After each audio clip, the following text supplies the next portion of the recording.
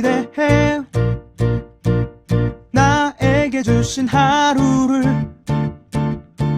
때론 피곤하고 일어나기 싫고 널 깨우는 알람 소리에 짜증도 나겠지만 안녕하세요. 오늘도 푸른 말씀 임세휘 목사입니다. 반갑습니다. 주무시지 않고 나를 지키셨네. 오늘을 나에게 주셨네. 새 말씀 안에 주가 주신 사랑과 은혜와 능력을 하나님께서 오늘 우리에게 주시는 말씀은 사무엘상 18장 12절부터 16절까지의 말씀입니다. 여호와께서 사울을 떠나 다윗과 함께 계심으로 사울이 그를 두려워한지라. 그러므로 사울이 그를 자기 곁에서 떠나게 하고 그를 천부장으로 삼음에 그가 백성 앞에 출입하며 다윗이 그의 모든 일을 지혜롭게 행하니라. 여호와께서 그와 함께 계시니라. 사울은 다윗이 크게 지혜롭게 행함을 보고 그를 두려워하였으나 온 이스라엘과 유다는 다윗을 사랑하였으니 그가 자기들 앞에 출입하기 때문이었더라. 아멘. 오늘 성경을 보면 굉장히 황당한 기록이 있습니다. 이 배경은 그렇습니다. 다윗이 블레셋과의 전투에서 승리를 했어요. 블레셋의 아주 유명한 장수 골리앗을 다윗이 쓰러뜨립니다. 그래서 6절에 보니까 무리가 돌아올 때 곧 다윗이 블레셋 사람을 죽이고 돌아올 때에 여인들이 이스라엘 모든 성읍에서 나왔다고 표현하고 있어요. 왜 성읍에서 나왔을까요? 사울과 다윗을 맞이하는 거예요. 이 사람들이 나와서 노래하면서 춤추고 소고와 여러 가지 악기들을 가지고 왕 사울을 환영하는데 이 노래 가사가 문제였던 것 같아요. 7절에 뭐라고 하냐면 여인들이 뛰놀며 노래하여 이르되 사울이 죽인 자는 천천히요 다윗은 만만이로다 이렇게 말하고 있어요. 그러니까 사울의 입장에서는 이 부하가 치밀어 오르죠. 분노할 수밖에 없죠. 왜요? 내가 왕이잖아요. 그런데 다윗은 만만인데 자기는 천천히래요.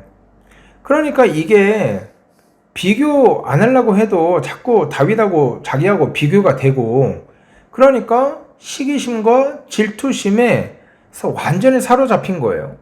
그래서 이 사울이요 무슨 행동을 하냐면 8절 한번 보십시오.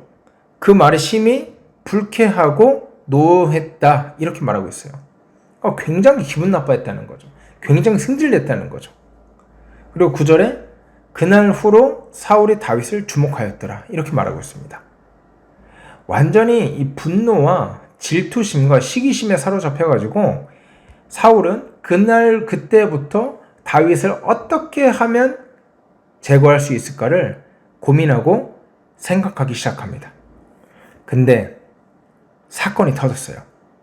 10절에 보니까 하나님께서 부리시는 악령이 사울에게 힘있게 내리매 그가 집안에서 정신없이 떠들어대므로 다윗이 평일과 같이 손으로 수금을 타는데 그러니까 이 수금을 탔다는 거는 사울 왕이 너무 심신이 약해져 있으니까 이 심신을 위로하기 위해서 수금을 탄 거거든요. 그런데 그때 마침 사울의 손에 창이 있었던 것 같아요. 11절 갑자기 사울이 미쳐버리기 시작합니다. 그가 스스로 이르기를 내가 다윗을 벽에 박으리라 하고 사울이 그 창을 던졌으나 다윗이 그의 앞에서 2번 피하였더라. 여러분 이 정도 되면요 이거 정신 나간 거예요. 자기가 심신이 약해서 자기를 위해서 수금을 타는 악기를 연주하는 악기는 신하에게 창을 던졌다?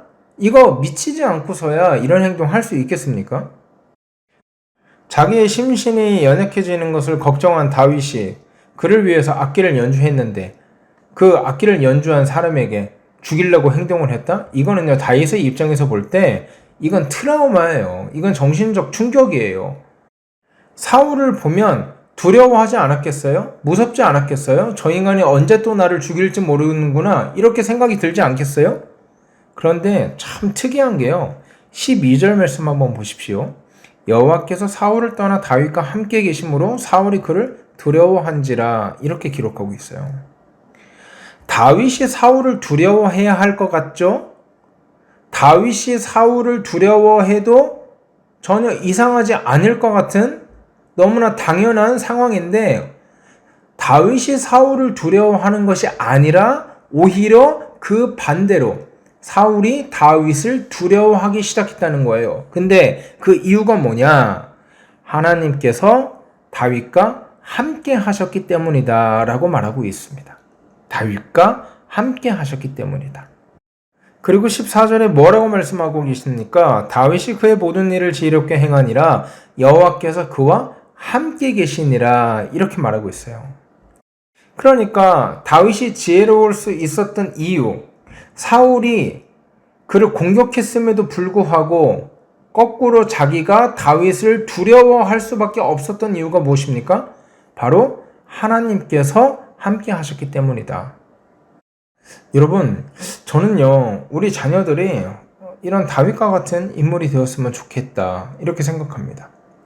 그의 손에 피를 묻히지 않았는데, 그의 입에 악독한 말이 없었는데, 그의 눈에 살기가 없었는데도 불구하고 하나님께서 함께 하심으로 말미암아 사람들이 그를 두려워하는, 또 하나님께서 주신 지혜로 말미암아 하나님께서 함께 하심으로 말미암아 사람들이 그 사람은 지혜롭다, 그 사람은 정말 하나님이 함께 하신다, 그 사람은 정말 그리스도인이다, 이렇게 사람들이 인정하고 사람들이 저 사람의 삶은 무언가 다르다, 저 사람은 정말 지혜롭다 인정할 법한 그런 삶을 살아가는 것, 우리 자녀들이 되길 주의 이름으로 소원합니다. 또 여러분의 삶이 되길 바라요.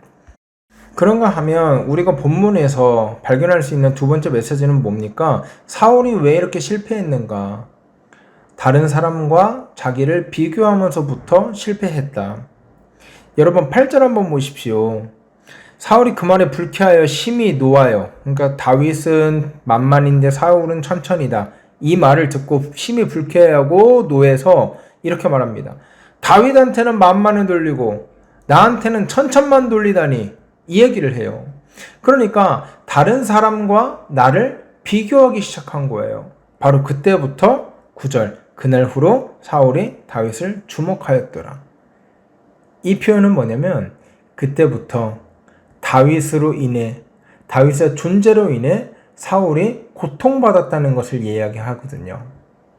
이전에 다윗이 등장하기 전에요, 다윗과 자신을 비교하기 전에는요, 사울이 이렇게 아랑이 적은 사람이 아니었어요. 좁은 사람이 아니었어요. 속 좁은 사람이 아니었단 말이에요. 관용을 베풀고 또 자비하고 또 백성을 사랑하는 사람이었는데, 다윗이란 인물과 자기 자신을 비교하면서부터 시기심에, 질투심에, 분노에 사로잡혔던 거예요. 사랑하는 여러분, 자존감이 뭔지 아십니까?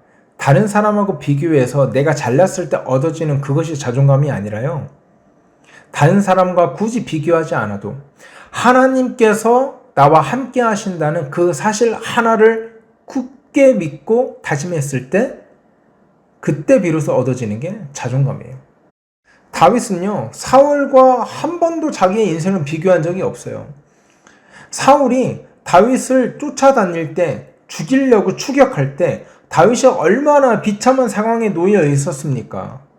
그때에도 사울과 자기의 처지를 비교한 적이 한 번도 없어요. 사울 저 인간은 왕으로서 떵떵거리면서 잘 살아가는데 왜 나는 이 고생을 하고 있는가, 이렇게 비교한 적이 한 번도 없다니까요. 그는 비교하는 대신 하나님께 엎드려 간구하고 그것이 저주고 그것이 원망이라 할지라도 하나님께 나아가서 그 원망과 그 저주를 쏟아냈다는 거예요. 반면 사울은요, 사람을 향해서 저주를 퍼부었어요. 그러니까 사람을 향해서 창을 던지는 이런 미친 짓을 벌일 수밖에 없었던 것입니다. 사랑하는 여러분, 하나님 앞에서 저주를 퍼부으면서 기도하는 것은 찬송이 되지만요, 사람에게 저주를 퍼부으면서 원망하는 것은요, 범죄가 돼요.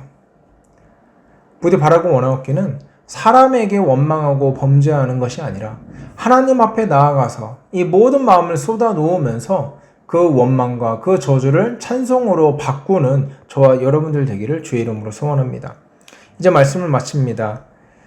우리 한 주간 또 살아갈 때 하나님, 내가 한 주간 만나는 사람들과의 관계 사이에서 그 사람보다 내가 더 잘난 모습이 있을 때 내가 그것으로 뿌듯해하지 않도록 하시고, 그런 것들이 만족하지 않더라도 하나님이 나와 함께 하신다는 그 사실 하나만으로 나에게 주어지는 평안함, 자존감 붙들고 살아갈 수 있도록 하나님 역사하여 주시옵소서. 이렇게 기도하고요, 이번 한 주 힘차게 시작하는 저와 여러분 되기를 주의 이름으로 소원합니다. 함께 기도하겠습니다.